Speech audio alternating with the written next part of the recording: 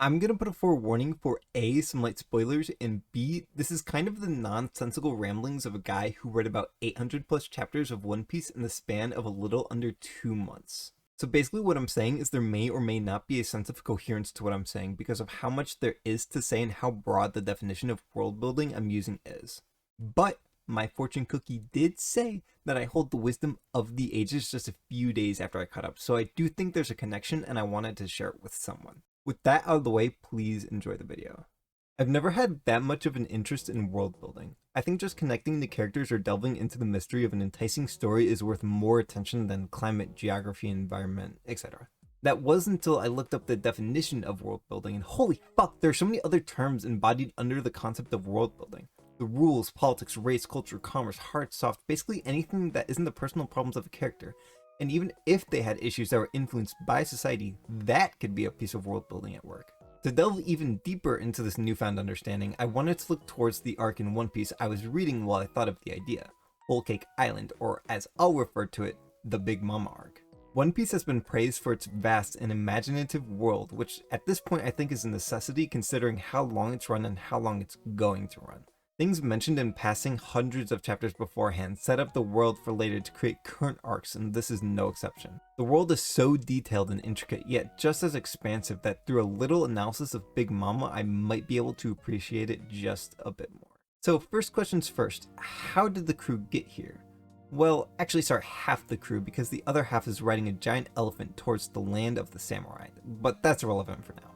What is relevant is the conflict that guides the crew towards Big Mama, an arranged marriage between Sanji and someone else. Now, there are a few conditions for a political marriage to occur. Typically, both parties involved usually have some sort of notoriety or nobility. Using this, each party has powers, assets, or territory that would be transferable between each other if a connection bound them together. There are also traditional arranged marriages set up by parents, but that's not applicable in this case. So, using that ground I just laid out, Sanji must hold something that would aid Big Mama, an Emperor of the Sea, mind you. Oh wait, hold on a second, the Emperors are also a part of world building, aren't they? An Emperor of the Sea wears two large hats that play a role in the story of One Piece. The most obvious being the role of the villain. Someone to give Luffy and his group of friends a ceiling to reach past, to demonstrate how far everyone has come and how strong they are now. The far bigger and much more important hat they wear, however, comes in the form of the influence and power they hold over certain areas of land, and even over the government themselves. Many of the modern shonens today have teenage kids fighting covertly against an undercover evil organization. And while it's not necessarily bad, it does help to manufacture a more intimate relationship between the opposing forces. It does get a bit stale. I mean, arguably the main antagonist of Undead Unluck is literally a secret organization named Under. All the spy manga are forced into clashing without making much of a public scene due to their premise. Jujutsu Kaisen and Dan have curses, aliens, fandoms, and whatnot, but nothing that can reach the general population. I hope what I'm getting at is fairly clear. No one but the characters of this story are really aware of the villains and their role. An emperor, on the hand, is known far and wide throughout the sea. They're to be feared and left untampered unless you want life to be a constant fear for your life. They control territories of their own, hoping to expand their range of authority across the seas in search of the One Piece entitled King of the Pirates. Not only that, there's 4 of them. Kaido holds the reins to the Animal Kingdom. He maintains a stable relationship with the Shogun of Wano, Orochi, to have a constant flow of weapons for his army. His army is built with people who ate the smile fruit that was manufactured in Dressrosa, although that's been disrupted at this point in the series. Big Mama rules Whole Cake Island and obtains sweets from her choosing from various facets of land, most notably Fishman Island, where an influx of sweets were once disrupted by the same people who disrupted Kaido's smile fruit. How ironic. Blackbeard now looks over the areas that Whitebeard once claimed, usually scattered villages without any sense of order or agency. And Shanks gave Luffy a hat. Nice hat. Very, very nice. Not to say he isn't powerful, he's just a little, let's say, different from the other emperors. Taking this information into consideration, going back to my original statement, Sanji must have something of value that Big Mama wants. So what could it be? As far as the story has gone, Sanji's just an orphan cook. Well, there is another power that resides in the North Blue that has made massive technological advancements in weaponry. An organization by the name of Germa 66 that's owned by the Vinsmoke family, which Sanji used to be a part of. Quick aside, it makes me curious if Oda actually had this in mind back when he originally wrote Sanji, because it was mentioned he was from the North Blue, but nothing besides that, and he already got his backstory with Steph, which made me think his past was already dealt with. If he didn't, then that could leave room to discover more about the other crew members, like Zoro when he was still a bandit, or Robin during her edgy teen days. If it was planned, then Jesus Christ. Wow. Getting back on track, the Germa 66 army is quite substantial, especially Sanji's brothers and sister. They're practically emotionless drones utilized only for combat purposes. If the Vinsmokes and Big Mama's forces were to combine, havoc would most definitely ensue, leading to an indescribable shift in power. This means that the requirements are meant for both parties. Big Mama gets technology and larger armed forces, while the Vinsmokes also obtain a larger force and backing from Big Mama. So, to put it back together, Oda not only used part of the world via the North Blue, but also built around it by creating Germa 66 to help create the conflict of the next arc, which he either had in mind for over 700 chapters, or made somewhere along the way. Either way, it's pretty impressive. Okay, so moving on to the next question. Wait, did I even answer the original question? How did half the crew get there? Well, due to his place in the Vinsmoke family, Sanji was forced into accepting an arranged marriage between the Vinsmokes and Big Mama family so they could officially combine forces. Luffy saw that and went, fuck no, and voyaged over to the very basic answer to my next question. What is here? Well, here is Totoland, which is an archipelago that encompasses a total of, how many islands? 34. Yeah, I don't remember reading shit about more than like 5, but alright, the more the merrier. Guard posts line the coast on the lookout for any intruders. Each island is governed by one of Mama's children, with the exception of the main island, Whole Cake Island, which is governed by Big Mom herself. Before heading there directly, however, Luffy makes a stop at Chocolate Town in Cacao Island. I have no clue if that's how you say that or not, which develops a bit of the lore surrounding the culture. The people who live there are a diverse set of characters that hail from a variety of areas. Well, except for the giants, but I'll mention that later. And we even get introduced to the bride-to-be, Pudding. Which, I have to get this off my chest or else I'll implode, please, God. So you know how when you're reading a story, if you follow it closely, you can expect certain characters to turn out certain ways, or you can see the upcoming twists in the horizon. Well, the first time I saw Pudding, I went, this bitch is fake as hell. There's no way around it. She's gonna turn out to be deceiving and everything will be sad. And then some chapters passed, and I saw a little more of her, and I was like, okay, no, maybe I was kind of wrong. There's this little bit with Lola that was kind of nice. So I thought, you know what, maybe that was a wrong prediction, and I faked myself out. Until, like 5 chapters later, when it turns out she is fake as hell. I don't know why I do this to myself. I make predictions and I go back on them. The last time this happened, I was watching Monster and Nina was shooting people and I thought, oh god, wouldn't this be hilarious if this was Johan in a wig? Oh, I really hope it's Johan in a wig. And then I said, no, they wouldn't do something that stupid. That's ridiculous. And then the same episode, it turns out it's fucking Johan in a wig. Anyways, they transition out of Cacao Island and head towards the mainland and make it there only to be met with odd occurrences.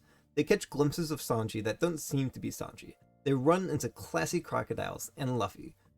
Well, yes, I know Luffy is odd, but the other one, the one that reflects his entire moveset.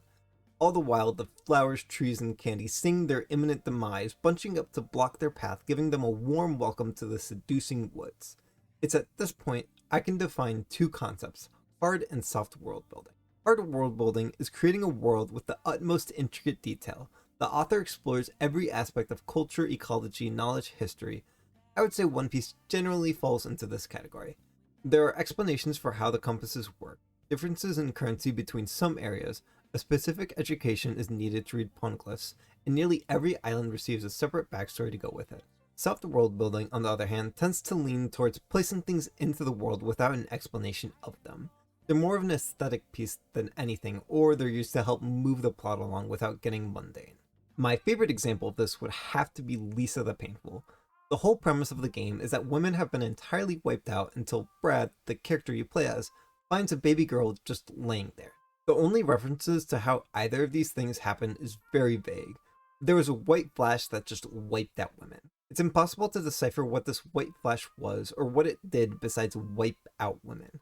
Buddy is even more of a mystery because she would have had to have been born by women and either A, survived from prior to the White Flash somehow to after, or B, was born after and the mother somehow survived the White Flash as well, which would mean the women could have survived somehow.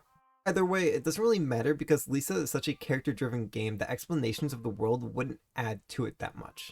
The world is a medium to convey the story and add some aesthetic. One Piece seems to be the opposite. I don't know if anyone would consider One Piece to be a character-driven story. Sure, there are some neat characters, and technically the whole drive of the story is Luffy's desire to become the Pirate King, but it's supposed to be about the adventure.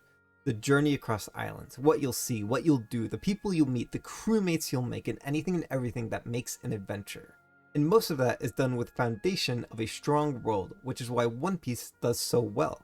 The variety of characters you meet and the ecology surrounding them all have a place within the world that feels built in, which takes me back to the Seducing Woods.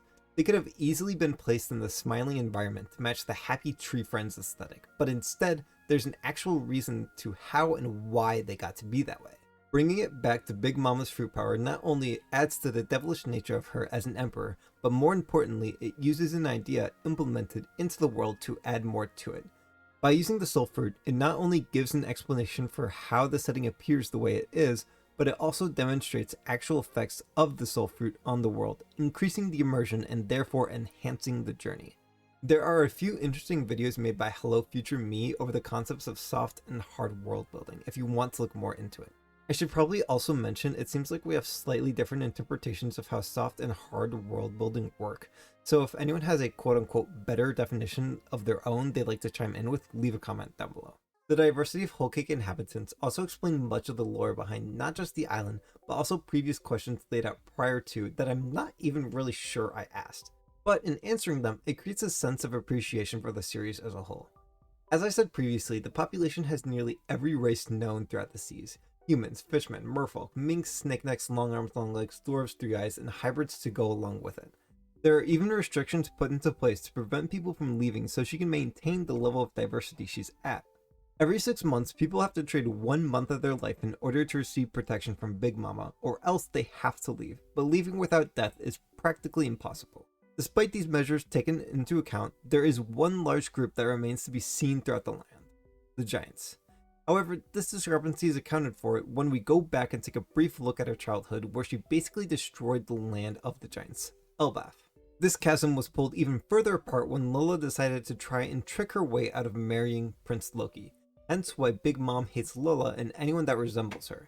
Since any prospect of a giant moving to Totoland seemed hopeless, she opted to create them scientifically, which accounts for the creations on Punk Hazard. So while this may be a fragment of some of the answered questions that lay within Whole Cake Island, it exemplifies that there are built-in reasons for why things are the way they are. Okay, well, maybe not everything, but at least it's self-aware when it's not explicable. Questions that have lingered since chapters 476, 657, and 827 are all given explanation in this arc, which is incredible to think about. It gives emphasis to how long the journey has been, and considering the questions still remaining, even if it's in its last phase, whatever the hell that means, the journey to come. One Piece isn't my favorite. My main interest is in dynamic and interesting characters typically, and while One Piece will have the emotional connections I seek for once in a while, it's certainly written for anyone that wants to accompany a band of misfits into the spectacle of a world that is One Piece. Although it isn't my favorite, it's still incredible to me the amount of effort and imagination placed into a single story. As I said before, Oda could have just put things into One Piece to make it weird and wacky, but he really tries to build a sense of immersion by creating hard-built reasons and explanations. Sometimes he even keeps these reasons in mind for years, as chapters will slowly drip-feed solutions to questions, and questions I never even knew had to be answered. One Piece is truly one of a kind. Also, Sanji could cook Zoro in more ways than one. I'm just gonna say it.